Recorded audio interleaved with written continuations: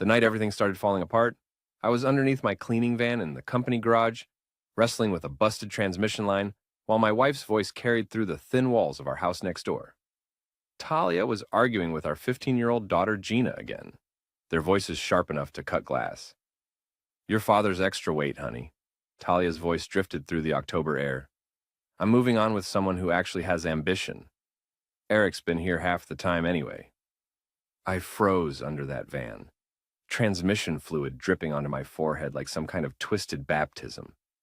22 years of marriage, and this is how I find out my wife's been cheating? Through garage walls while I'm fixing the truck that puts food on our table? My name's Jordan Wells, and I've been running Wells Commercial Cleaning for 18 years. Started with nothing but a mop bucket and a beat-up Honda Civic. Built it into a company with 12 employees and contracts all over the tri-state area. Not glamorous work, but honest work. Work that paid for Talia's fancy interior decorator certification, her BMW, and the designer clothes she wears to impress her new crowd. I slid out from under the van and wiped my hands on a shop rag, trying to process what I just heard. Eric. Eric Blaine, the real estate broker who'd been sniffing around our house for months, supposedly helping Talia find commercial space for her design studio.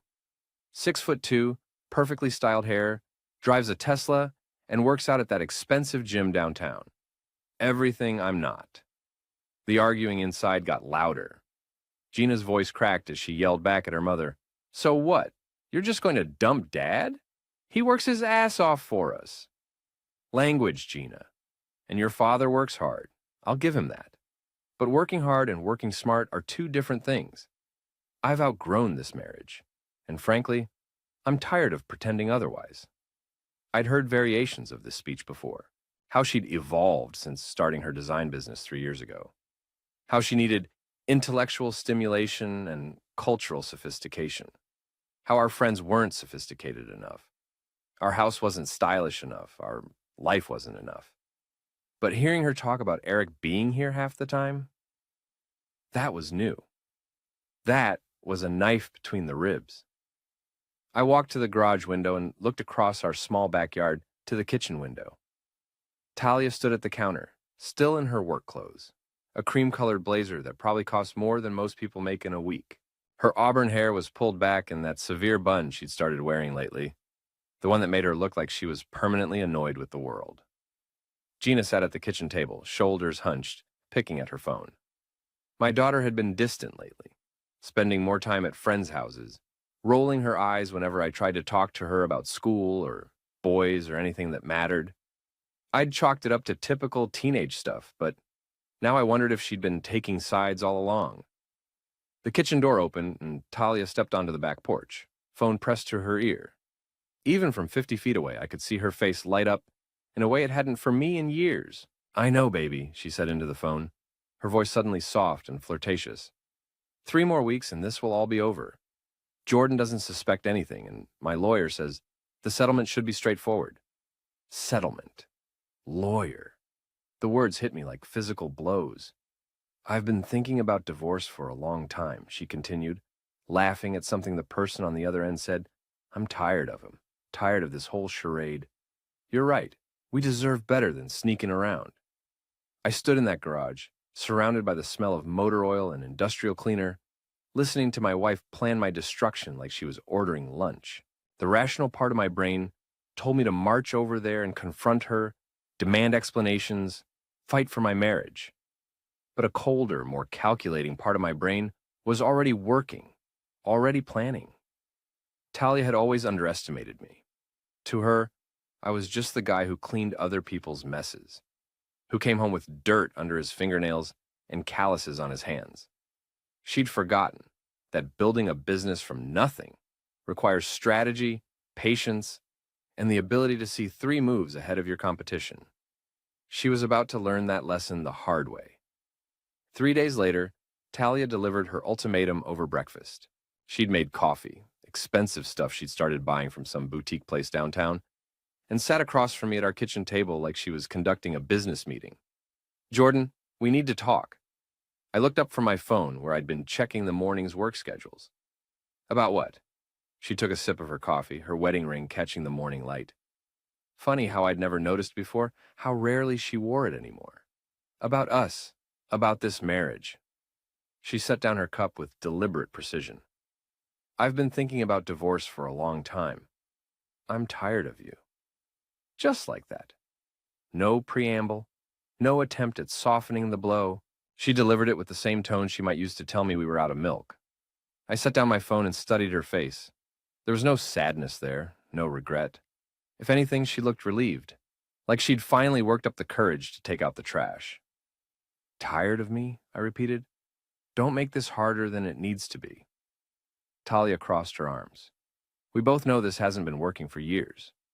We want different things. We've grown in different directions. It's nobody's fault. It's just time. Time for what exactly? Time to move on. Time to be honest about what we both need. She glanced toward the stairs, making sure Gina wasn't listening. I've already spoken to a lawyer. We can do this amicably, split everything fairly. You keep the business, I keep the house. We share custody of Gina. The casual way she'd already worked out the details told me everything I needed to know. This wasn't a conversation, it was a notification. She'd already made her decision, already planned her exit strategy, already figured out how to carve up our life like a Thanksgiving turkey. You've got it all figured out, I said. I'm trying to be practical, Jordan. We're adults. We can handle this like adults. I nodded slowly, like I was considering her proposal. And Eric? How does he fit into this adult conversation? For the first time, her composure cracked. Just a flicker, but I caught it. I don't know what you're talking about. Sure you do. Eric Blaine, your business associate. The one who's been here half the time lately, according to Gina. Talia's jaw tightened. Eric is helping me with commercial real estate. That's all. Right. Commercial real estate. Is that what they're calling it now? She stood up, her chair scraping against the floor. I'm not going to sit here and be accused of something I'm not doing. If you can't have a mature conversation about our future, then we'll let the lawyers handle everything. Sounds good to me, I said, pulling my phone back out. I'll call mine today. That stopped her cold. She'd expected me to fight, to beg, to make some desperate play to save our marriage. Instead, I was agreeing to her terms, like we were negotiating a cleaning contract. Fine, she said finally. I think that's for the best. After she left for work, I sat in that kitchen for a long time thinking. 22 years of marriage, and it ends with a 10-minute conversation over coffee. No tears, no shouting, no drama. Just Talia calmly explaining why I wasn't good enough anymore, and how she planned to dispose of me. But I wasn't the same guy she'd married. Building a business teaches you things about people, about leverage, about timing. Talia thought she held all the cards because she'd been planning this longer, because she had Eric waiting in the wings, because she assumed I'd roll over and take whatever scraps she threw me. She was wrong. I pulled out my laptop and started making calls. First to my accountant, then to my business lawyer, then to a private investigator I'd used once to check out a potential employee with a sketchy background. By lunchtime, I had 3 appointments scheduled and a very clear picture of what needed to happen next. Talia wanted a divorce? Fine. But she was going to get it on my terms, not hers. The charity open house was Talia's idea, a fundraiser for the local women's shelter where she could show off her design skills and network with potential clients. She'd spent weeks planning it, transforming the shelter's common room into something that belonged in a magazine. I volunteered to help with setup, partly to support the cause and partly because I wanted to watch her in action. What I discovered was better than anything I could have hoped for. Jordan, can you bring in the flower arrangements for my car? Talia called across the room.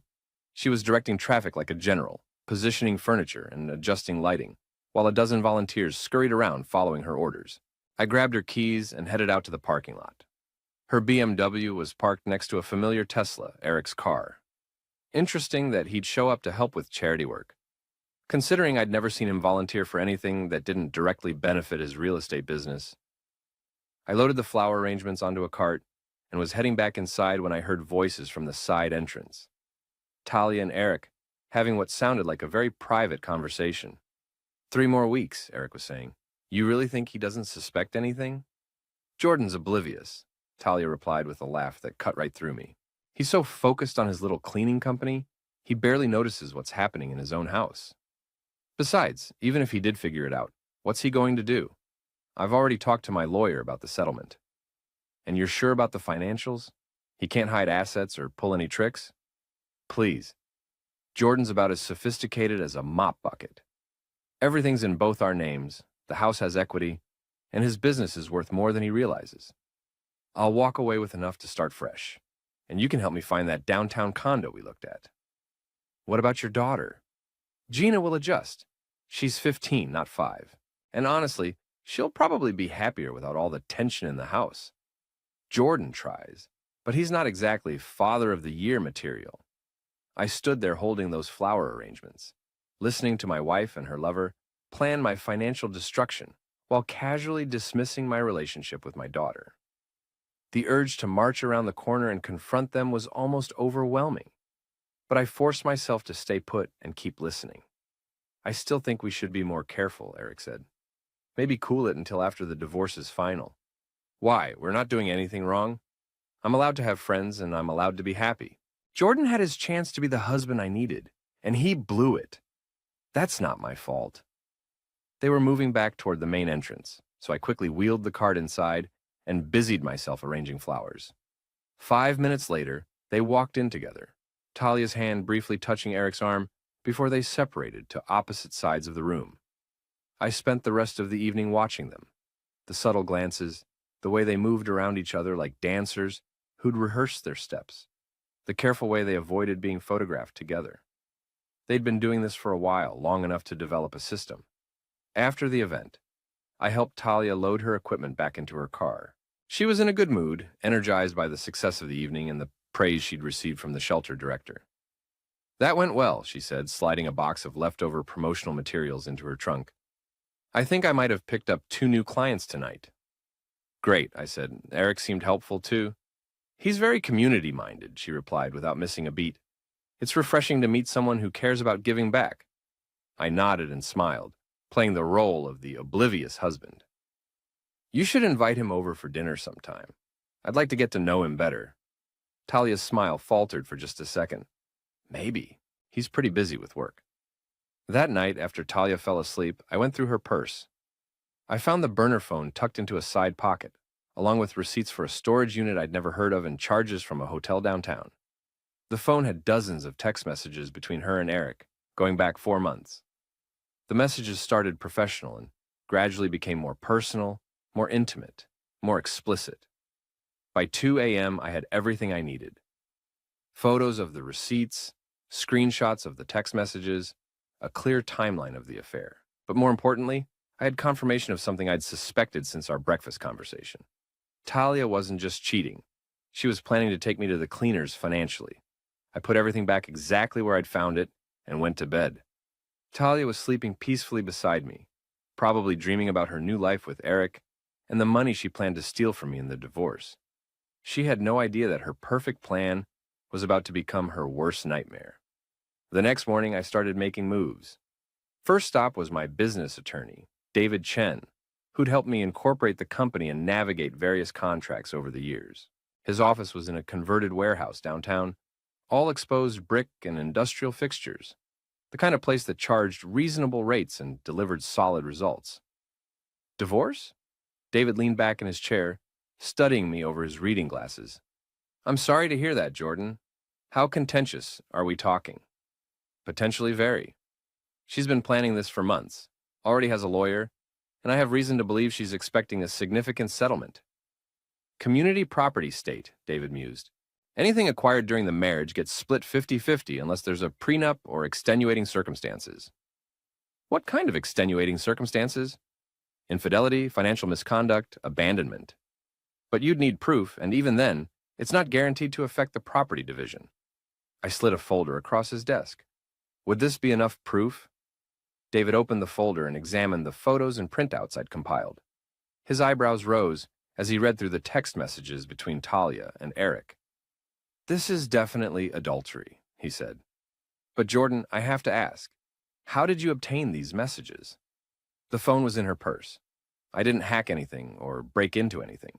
I just looked at what was there. Legally speaking, that's a gray area. Spouses have some expectation of privacy, even from each other. A judge might not allow this as evidence, What if I had other proof? Video, audio recordings, witness testimony? David set down the folder and gave me a hard look. Jordan, I need to be very clear about something. If you're thinking about conducting surveillance on your wife or recording her without consent, you could be opening yourself up to serious legal problems. Depending on how you go about it, you could face criminal charges. I understand. But hypothetically, if someone happened to record a conversation in a public place where there's no reasonable expectation of privacy, hypothetically, that might be admissible.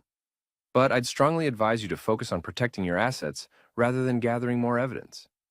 What you've shown me is probably enough to establish adultery if we need to go that route. We spent the next 2 hours going through my financial situation. The business was worth more than I'd realized. David estimated somewhere between $800,000 and $1.2 million based on annual revenue and existing contracts. The house had about $200,000 in equity. Our joint savings and retirement accounts totaled another $150,000. Here's what I recommend, David said. First, we immediately transfer ownership of the business into a limited liability company with you as the sole member. That protects it from being considered marital property since you started it before the marriage. Can we do that legally? Absolutely. It's a standard business protection strategy. Second, we document every asset that you brought into the marriage or inherited separately. Third, we establish a timeline showing that the business's major growth occurred before the affair began, which could argue that her actions contributed to the breakdown of the marriage rather than the marriage breakdown contributing to her actions. And if she fights it, then we go to court and let a judge decide. But Jordan, I have to warn you, divorce litigation is expensive, time-consuming, and emotionally brutal. Even if you win on every point, you're looking at 6 months to 2 years of legal battles. I thought about Talia's confident assumption that I'd roll over and accept whatever settlement she proposed. I think it's worth the risk. All right then, let's get started. From David's office, I drove to my bank and opened new accounts in my name only. I transferred my business operating funds and my personal savings, everything that I could legally move without Talia's signature. It wasn't much, maybe $30,000 total, but it was enough to ensure I could pay legal fees and living expenses during the divorce proceedings. Next stop was a storage facility across town, where I rented a unit under my business name. I spent the afternoon moving important documents, family photos, and personal items that I didn't want to risk losing in the eventual property division. Tools, camping equipment, my father's fishing gear, anything with sentimental value or practical utility. By evening, I'd accomplished more in one day than Talia had probably expected me to manage in a month. But the real work was just beginning. That night at dinner, Talia was unusually chatty, talking about her design projects and asking about my day with what seemed like genuine interest. I played along, answering her questions and asking about her work, all while knowing that every word was probably being mentally cataloged for her lawyer. "Oh, I forgot to mention," she said as we were clearing the dishes. "I'm going to be working late tomorrow night. Big client presentation on Thursday, and I want everything perfect." "No problem," I said. "I'll probably be at the office late too. Got some equipment maintenance to catch up on." She smiled and kissed my cheek, the same casual gesture she'd made thousands of times over the years. Except now I knew it was just performance art, a way to maintain the illusion of normalcy until she was ready to drop the hammer. After she went to bed, I sat in my home office and started drafting a timeline of our marriage, focusing on when things had started to change.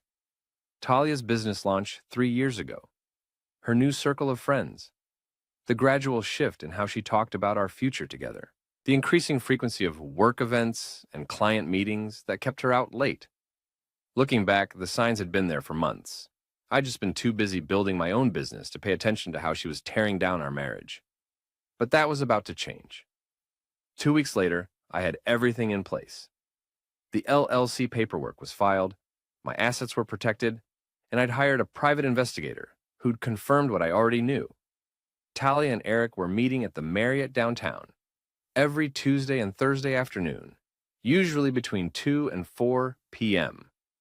I decided it was time for a face-to-face conversation with my wife's boyfriend. Eric's real estate office was in one of those trendy converted lofts in the Arts District. all glass and steel and exposed ductwork. The kind of place that screamed, "I'm creative and successful," to anyone walking through the door. His Tesla was parked in the front spot, naturally. The receptionist, a young woman with purple hair and multiple piercings, looked up when I walked in. "Can I help you?" "I'm here to see Eric Blaine. Tell him Jordan Wells is here to discuss a business opportunity." She made a quick phone call, then pointed toward a glass-walled office in the back. "He'll see you now." Eric was standing behind his desk when I walked in, clearly trying to project confidence despite the obvious tension in his posture. He was wearing a perfectly tailored navy suit and a smile that didn't reach his eyes. "Jordan, what a surprise. Please, have a seat. Can I get you some coffee?" "No thanks. This won't take long." I settled into one of his expensive chairs and looked around the office. Awards on the walls, photos with local politicians and business leaders, a view of the river through floor-to-ceiling windows. Everything carefully arranged to impress potential clients. "So," Eric said, sitting down across from me, "Sarah mentioned something about a business opportunity?" "Not exactly a business opportunity. More like a business discussion." His smile flickered. "I'm not sure I follow." "Let me be more direct. I know about you and my wife." The color drained from Eric's face, but he tried to maintain his composure. "Jordan, I think there might be some misunderstanding." "No misunderstanding. I know about the hotel meetings, the text messages, the whole thing. What I want to know is what your intentions are." Eric was quiet for a long moment, probably trying to figure out whether this was some kind of trap or if I was genuinely looking for information. "Look," he said finally, "I care about Talia a lot, and I know this situation isn't ideal, but you're going to keep screwing my wife until she divorces me and then ride off into the sunset together? It's not like that." "Then what is it like, Eric? Help me understand." He stood up and walked to the window, his hands clasped behind his back. "Talia's unhappy, Jordan. She has been for years. She deserves better than what she's getting." "Better than what exactly?" "Better than a husband who comes home covered in other people's dirt. Better than a life where the biggest excitement is deciding which chain restaurant to go to for dinner. Better than being married to someone who doesn't understand her ambitions or support her dreams." The insults were delivered calmly, almost clinically, like he was reading from a list he and Talia had compiled together. It was probably exactly what she'd told him about our marriage. Her version of events where I was the villain holding her back from her true potential. "Interesting perspectives," I said. "And you think you can give her what she needs?" "I think I understand her in ways that you don't." "Understanding, right." I stood up and walked over to his desk, picking up a framed photo of Eric with some local celebrity at a charity golf tournament. "Tell me something, Eric. In all these deep conversations where you've been understanding my wife, has she mentioned the part where she's planning to take me for everything I'm worth in the divorce?" His expression shifted slightly. "I don't know what you're talking about." "Sure you do. The settlement negotiations, the asset division, the plan to walk away with half my business, and most of the equity in our house. You two have discussed it extensively. Jordan, I think you should probably talk to Talia about this, not me." "Oh, I plan to. But first, I wanted to give you a chance to be a man about this situation." "What do you mean?" I set down the photo and looked him directly in the eyes. "I mean, if you want my wife, take her. But don't be a coward about it. Don't sneak around behind my back and help her plan to financially destroy me in the process. If you're going to break up my marriage, at least have the balls to do it honestly." Eric's jaw tightened. "I didn't break up your marriage, Jordan. Your marriage was already broken. Talia and I just found each other. How romantic. Two broken souls finding solace in a Marriott hotel room twice a week. You can be sarcastic all you want, but it doesn't change the fact that Talia deserves to be happy. And you deserve to be happy too, right? You deserve to have another man's wife, another man's family, another man's money to help fund your happiness. That's not what this is about, isn't it?" I leaned forward, my voice dropping to just above a whisper, "because from where I'm sitting, it looks like you found yourself a meal ticket. Successful businesswoman, established client base, equity in real estate. Pretty convenient that your understanding of her needs happened to align so perfectly with your financial interests." For the first time, Eric's composure cracked completely. His face flushed red and his hands clenched into fists. "You don't know what you're talking about." "Don't I? Let me ask you something, Eric. When this is all over and you and Talia are living your perfect life together, what happens when she gets bored with you? What happens when she decides she's outgrown your relationship too? I walked toward the door, then turned back for one final shot. Because here's the thing about my wife. She's really good at convincing herself that her problems are always someone else's fault. Right now, I'm the problem. But someday, probably sooner than you think, you're going to be the problem. And when that day comes, she'll find herself another Eric to help her understand her needs. I left him standing there in his glass office, staring after me with a mixture of anger and something that might have been doubt. It wasn't much, but it was a start. The real confrontation was still coming. 3 days later, I laid all the papers on the kitchen table. Talia came home from work around 6, chattering about some client meeting while she sorted through the mail. She was in a good mood, probably because she'd spent the afternoon with Eric, and she barely glanced at the documents spread across the table. "What's all this?" she asked, finally noticing the papers. "Divorce papers. You said you wanted to handle this like adults, so I had my lawyer draw everything up." She froze. A credit card.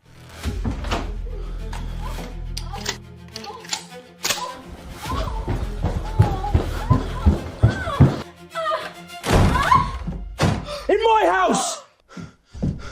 You bastard! Relax, man. It's just business. Please, don't shoot! Get off! You won't do it. You don't have the guts. Don't! Please don't shoot him! Please! I'm begging you! Don't do this! No! Please, no!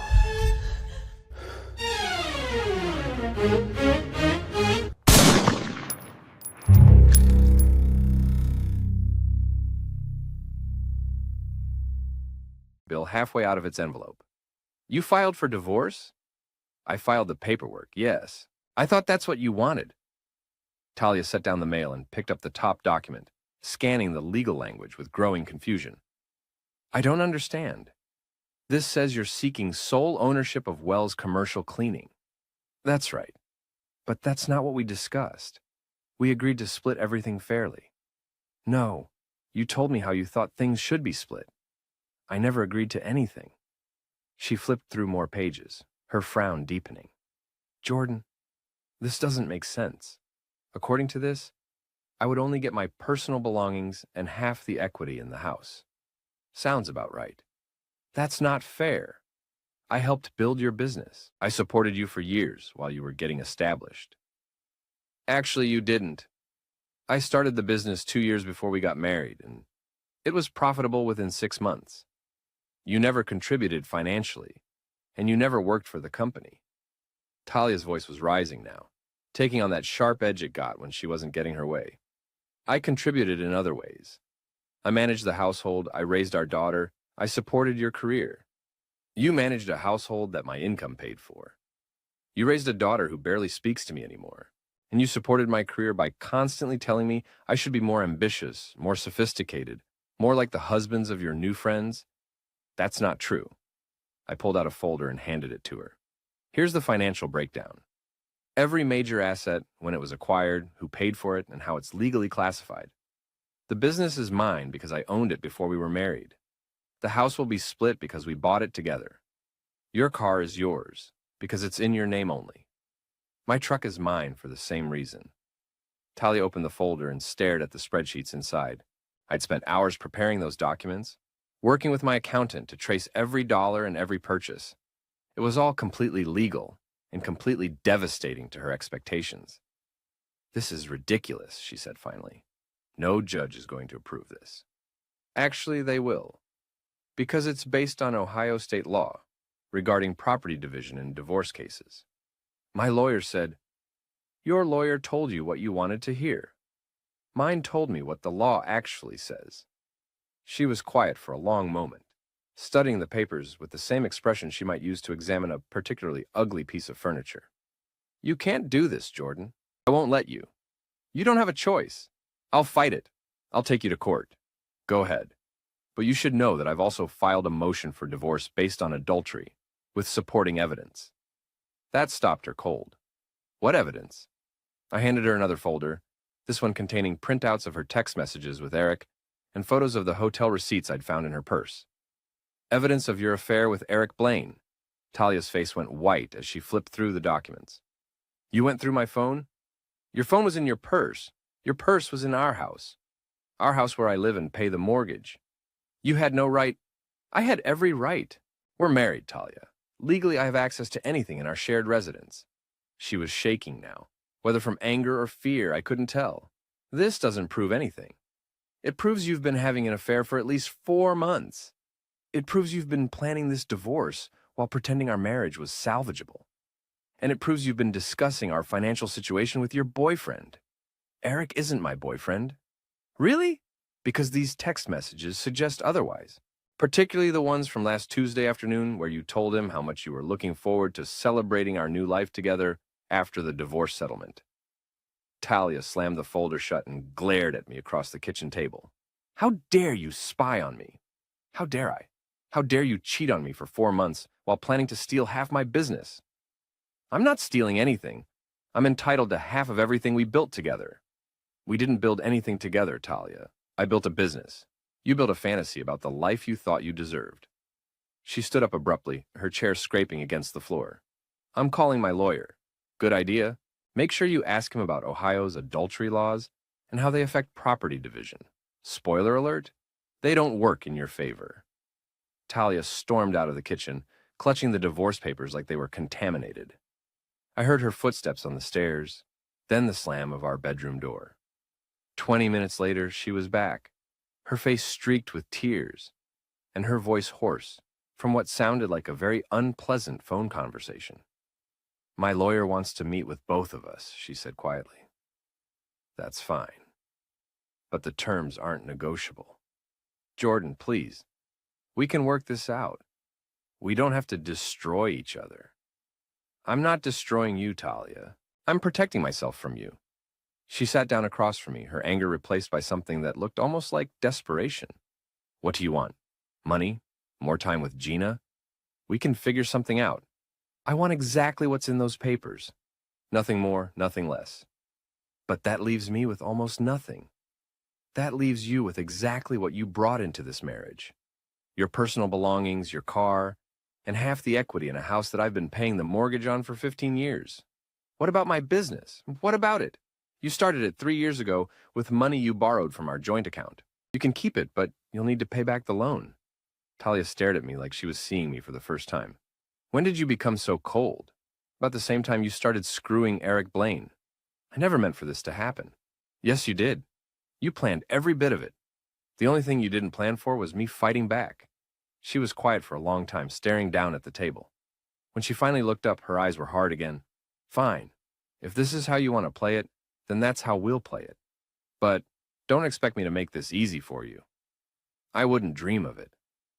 That night, Talia packed a bag and left to stay with her sister. Before she walked out the door, she turned back and delivered one final threat. You're going to regret this, Jordan. I promise you that.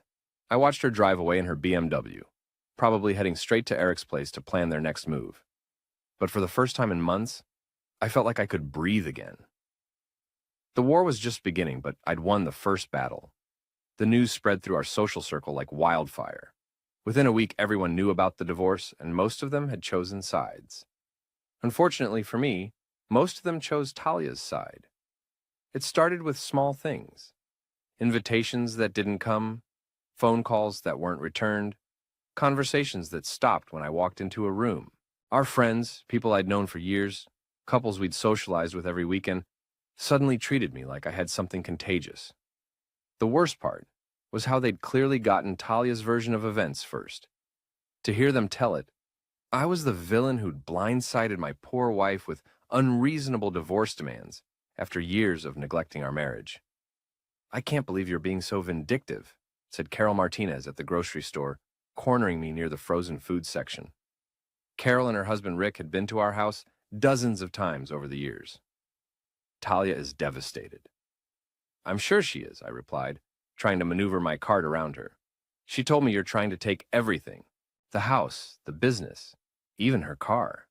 She can keep her car. That's not the point, Jordan. Marriage is supposed to be a partnership. You can't just decide that everything belongs to you when things get difficult. Things didn't get difficult, Carol. Talia had an affair. Carol's expression shifted, like she was trying to solve a complex math problem. That's not what she told me. I'm sure it's not. She said you two just grew apart, that you weren't meeting each other's needs anymore. Did she mention Eric Blaine? Who? I almost felt sorry for Carol. She was a good person who'd gotten caught in the middle of something she didn't understand, but I was tired of being the villain in Talia's story. Ask your friend about Eric Blaine, I said. Ask her how long she's been meeting him at the Marriott downtown. I left Carol standing there with her mouth open and finished my shopping in peace. But that conversation was just the beginning. Over the next few weeks, I lost most of our mutual friends. People who'd been to my house for barbecues, who'd borrowed my tools, who'd called me when they needed help moving furniture or fixing a leaky faucet. They disappeared from my life like I'd never existed. The ones who did talk to me made it clear they thought I was being unreasonable. They'd bought Talia's narrative completely. She was the victim of a loveless marriage who'd finally found the courage to leave, and I was the bitter ex-husband trying to punish her for wanting to be happy. You should be more understanding, said Mike Peterson, a guy I'd considered one of my closest friends. We were having a beer at Murphy's Tavern, a dive bar near my office where I'd started spending my evenings. Divorce is hard on everyone. You don't have to make it harder. Understanding of what exactly? Of what Talia's going through. She's scared, Jordan. She's starting over at 40, trying to rebuild her whole life. The least you could do is be generous with the settlement. Generous? Come on, man. You're doing well with the business. You can afford to help her get back on her feet. I took a long drink of my beer and studied Mike's face. He was genuinely confused by my attitude, genuinely convinced that I was being petty and vindictive. It occurred to me that he probably had no idea about the affair, that Talia had managed to spin this whole thing as a simple case of marital incompatibility. Mike, what exactly did Talia tell you about why we're getting divorced?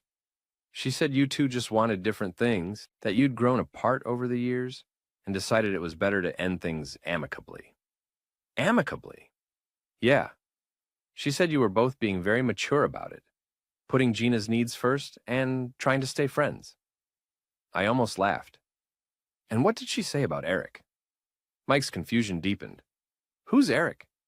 Eric Blaine, the real estate agent, the guy she's been sleeping with for the past 4 months. The color drained from Mike's face. What are you talking about? I'm talking about the fact that my wife has been having an affair, Mike. I'm talking about the fact that she's been planning this divorce for months while pretending everything was fine. I'm talking about the fact that she expected me to just roll over and let her take half my business to fund her new life with her boyfriend. Mike was quiet for a long time, staring into his beer like it might contain answers. Are you sure? I have text messages, hotel receipts, and photos. I'm sure. Jesus, Jordan. I had no idea. Of course you didn't. Because Talia's very good at telling people what they want to hear. Why didn't you say something sooner? Would you have believed me? Or would you have assumed I was just a bitter ex-husband making up stories to justify being difficult about the divorce? Mike didn't answer, but his expression told me everything I needed to know. He would have assumed I was lying, just like everyone else had. Look, he said finally, I'm sorry. If what you're saying is true, then I completely misunderstood the situation. It's true. What are you going to do?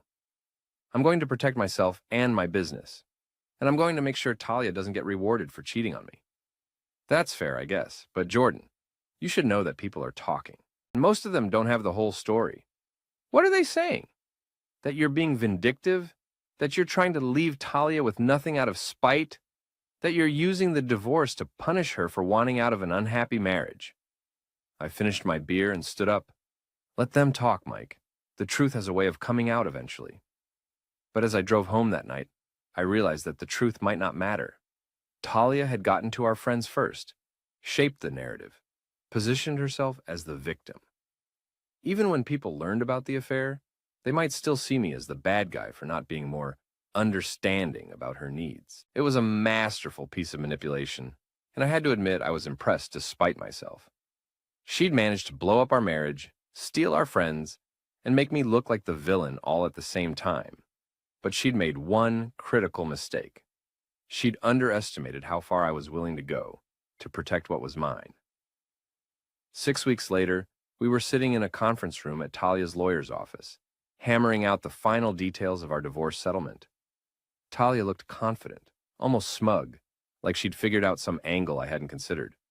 Her lawyer, a sharp-dressed woman named Jennifer Walsh, had been making increasingly aggressive demands all morning. My client is prepared to accept 60% of the business valuation in lieu of ongoing spousal support, Walsh said, sliding a document across the table. My lawyer, David Chen, didn't even look at it. Absolutely not. Mr. Wells built that business during the marriage using marital resources. Mrs. Wells is entitled to compensation for her contribution to its growth. Mrs. Wells had an affair, David replied calmly. Under Ohio law, that significantly impacts her claim to marital assets. Walsh's expression didn't change. We dispute the characterization of Mrs. Wells' friendship with Mr. Blaine as an affair. Friendship, I said. Is that what we're calling it now? Talia spoke for the first time all morning. Jordan, please, can't we just settle this reasonably? I'm not trying to hurt you. You're trying to take 60% of my business. I'm trying to secure my future. I gave up 22 years of my life for this marriage. You gave up 22 years? What exactly did you sacrifice, Talia? Your career? I paid for your design certification, your independence. You've been making your own decisions for years. Your financial security? You've been spending my money like it was going out of style. I sacrificed my dreams, she said quietly. I could have been something more than just a cleaning company owner's wife. The insult hung in the air like smoke. Even her lawyer looked uncomfortable. Something more, I repeated, like Eric Blaine's girlfriend? This isn't about Eric. Everything about this is about Eric. You think he's going to take care of you? You think he's going to fund your lifestyle while you figure out what you want to be when you grow up? Talia's composure cracked. At least he respects me. At least he sees my potential. He sees your bank account, Talia. Or what he thinks is going to be your bank account after you take me to the cleaners. That's enough, Walsh interrupted. Mr. Wells, this kind of personal attack isn't productive. You're right, I said. Let's stick to facts. I pulled out a folder and handed copies of its contents to both lawyers. These are financial records, showing every major expenditure related to my business over the past 10 years. Equipment purchases, vehicle acquisitions, facility improvements, employee costs. As you can see, 100% of the funding came from business revenue or business loans secured by business assets. Walsh flipped through the documents, her frown deepening. What's your point? My point is that Talia never contributed a single dollar to the business. Not for startup costs, not for expansion, not for equipment, not for anything. Her name isn't on any of the loans, any of the contracts, or any of the business accounts. She contributed in other ways. No, she didn't. I have testimony from my employees confirming that she never worked for the company, never helped with administrative tasks, and never participated in business decisions. I have records showing that she actively discouraged me from expanding the business because she thought it was beneath her social aspirations. I handed over another set of documents. These are bank records showing that over the past 3 years, Talia has withdrawn over $40,000 from our joint accounts for personal expenses that had nothing to do with household costs or family needs. Designer clothes, spa treatments, expensive dinners with friends, weekend trips that I wasn't invited to. Those were legitimate personal expenses, Walsh said, but her voice lacked conviction. Were they? Because according to these credit card statements, she was also spending money on gifts for Eric Blaine, expensive dinners for two at restaurants where I've never eaten, hotel rooms that she wasn't sharing with her husband. Talia was staring at the table now, her face flushed with embarrassment or anger or both. Here's what's going to happen, I continued. Talia is going to accept the settlement offer I made 6 weeks ago. She gets her personal belongings, her car, and half the equity in the house. She keeps her design business, but she pays back the $15,000 loan from our joint account that funded her startup costs. And if she doesn't accept, Walsh asked, then we go to trial, and I present all of this evidence to a judge, plus the testimony of the private investigator who documented her affair, plus the testimony of the hotel staff who can identify both her and Eric plus the phone records showing hundreds of calls between them during business hours when she was supposed to be working. The room was quiet for a long moment. Talia finally looked up, her eyes bright with unshed tears. "You bastard," she whispered. "I'm a bastard? I'm not the one who spent 4 months planning to destroy my spouse's life. I never wanted to destroy your life. I just wanted to be happy. At my expense, literally." Walsh leaned over and whispered something in Talia's ear. They had a brief, heated conversation in voices too low for me to hear. Finally, Talia sat back in her chair and nodded. "My client accepts the settlement offer," Walsh said. "Excellent," David replied. "We can have the final paperwork ready by Friday." As we were gathering our documents, Talia stood up and walked around the table to where I was sitting. "I hope you're satisfied," she said. "I hope this was worth destroying everything we built together." "We didn't build anything together, Talia. I built something, and you tried to tear it down. There's a difference. What about Gina? What about our daughter? What about her?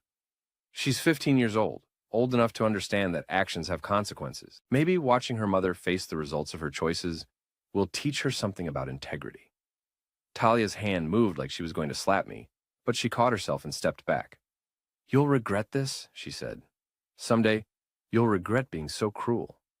The only thing I regret is not seeing who you really were 22 years ago." She walked out without another word, leaving behind the wreckage of our marriage and the fantasy of the life she'd thought she deserved. 3 days later, the divorce was final. I kept my business, my truck, and my self-respect. Talia got exactly what she'd brought into the marriage, plus half the equity in a house she could no longer afford to maintain. As for Eric Blaine, he disappeared from her life about 2 weeks after the settlement was finalized. Apparently, a broke interior designer with a reputation for adultery wasn't quite as appealing as a successful businesswoman with access to her husband's money. I heard through the grapevine that Talia had to move in with her sister and take a job at a furniture store to pay her bills. Her design business folded within 6 months when her clients learned about the affair and decided they didn't want to work with someone who couldn't be trusted. It wasn't the outcome she'd planned, but it was the outcome she'd earned. As for me, I focused on expanding my business and rebuilding my life. I bought out a competitor, hired 6 new employees, and landed the biggest contract in my company's history. I also started dating again. Nothing serious, just dinner with women who appreciated a man who worked hard and kept his word. The friends who'd abandoned me during the divorce slowly started reaching out again, offering awkward apologies and invitations to barbecues. I was polite but distant. Some betrayals can't be forgotten, even when they're based on incomplete information. But the best part was watching Gina's attitude change. At first, she blamed me for her mother's situation, parroting Talia's complaints about my selfishness and vindictiveness. But as the truth came out, as she learned about the affair and the financial manipulation, she started to understand that her father wasn't the villain in this story. "I'm sorry I was such a snake to you," she said one evening, as we were having dinner at our kitchen table. Just the two of us, like it had been most nights since the divorce. "You weren't a snake, Gina. You were a teenager dealing with your parents' divorce. That's hard on anyone. But I said terrible things. I posted that stupid video calling you a loser. You were hurt and confused. I get it. Mom told me you were trying to steal her money. She said you were being vindictive because she wanted to leave you. Your mother told you a lot of things that weren't true." Gina nodded, poking at her spaghetti with her fork. "I know that now. I'm sorry I believed her instead of giving you a chance to explain." "You don't have anything to apologize for. You're my daughter, and I love you no matter what." She looked up at me with tears in her eyes. "I love you too, Dad, and I'm proud of you for standing up for yourself." That conversation was worth more than any settlement, any business success, any revenge I could have planned. My daughter understood who I really was, and she was proud of me. That was all the validation I needed. 6 months after the divorce was final, I was working late in my office when I heard a car pull up outside. I looked out the window and saw Talia's BMW parked in front of the building. She sat behind the wheel for several minutes before finally getting out and walking to my door. I let her knock twice before I answered. "Hello, Jordan." "Talia, what can I do for you?" She looked older, tired. The expensive clothes had been replaced by off-the-rack outfits, and her hair was shorter, less styled. The confidence that had once defined her was gone. replaced by something that looked almost like humility. "Can I come in? I'd like to talk to you." "About what?" "About us. About what happened." I stepped aside and let her enter. She looked around the office, taking in the new equipment and expanded workspace. "Business is good," she said. "Business is very good. I'm glad. You deserve success." We stood there for a moment in awkward silence. Finally, she sat down in one of the chairs across from my desk. "I came to apologize," she said, "for everything. For the affair, for trying to take your business, for turning our friends against you. You were right about all of it. Okay, I was selfish and stupid and cruel. I convinced myself that I deserved better, that you were holding me back, that Eric was my chance at real happiness. But I was wrong about everything. What happened to Eric?" Talia's laugh was bitter. "Eric happened to find someone else, someone with more money and fewer complications. Turns out his understanding of my needs was pretty shallow. I'm sorry." "No, you're not. And you shouldn't be. I made my choices and now I'm living with the consequences." She was quiet for a moment, staring at her hands. "The thing is," she continued, "I keep thinking about what you said during the settlement meeting, about how I tried to tear down what you built. You were right. That's exactly what I did. Why are you telling me this, Talia?" "Because I want you to know that I understand now. I understand what I threw away, what I lost, what I destroyed. And I want you to know that I'm sorry." I leaned back in my chair and studied her face. The apology seemed genuine, but I'd learned not to trust my ability to read her motivations. "Are you looking for forgiveness?" "I'm looking for peace, for both of us." "I'm at peace. Are you?" "Because I know you, Jordan. I know you're angry, and you have every right to be. But I hope someday you can let go of that anger." "I'm not angry anymore, Talia. I was angry for a while, but that passed. Now I'm just done." She nodded like she'd expected that answer. "I understand. I just wanted you to know that I realized what I did was wrong. All of it." She stood up to leave, then turned back one more time. "For what it's worth, you were a good husband. Better than I deserved." After she left, I sat in my office for a long time thinking about our conversation. Part of me felt vindicated by her apology, by her admission that she'd been wrong about everything. But mostly, I just felt relieved that it was finally over. Talia was right about one thing. I had been angry, furious actually, but somewhere along the way the anger had faded, replaced by something that felt more like acceptance. She'd made her choices, I'd made mine, and we'd both gotten exactly what we'd earned.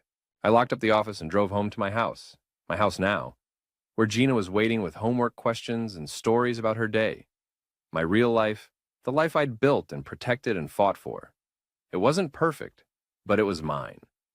And after everything we'd been through, that was enough.